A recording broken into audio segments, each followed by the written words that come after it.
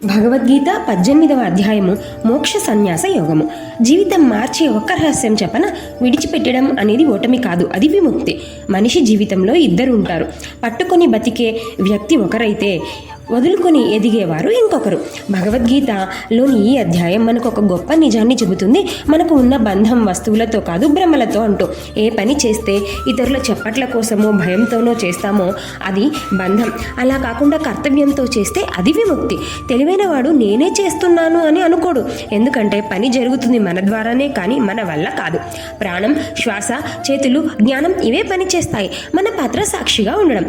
ఇంకా లోతైన ఒక సందేశం చెప్పాడు కృష్ణుడు. జీవితం 3 స్థితుల్లో కొనసాగుతుంది: శుద్ధం, అశాంతి, అలసటగా.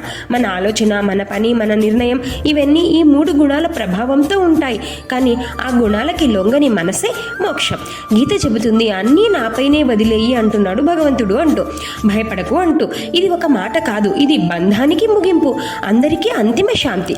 ఈ అధ్యాయం ద్వారా మనం ఏం నేర్చుకోవాలి? పట్టుకోవడం కాదు, విడిచిపెట్టడం వల్ల గొప్పవాళ్ళం అవుతామని.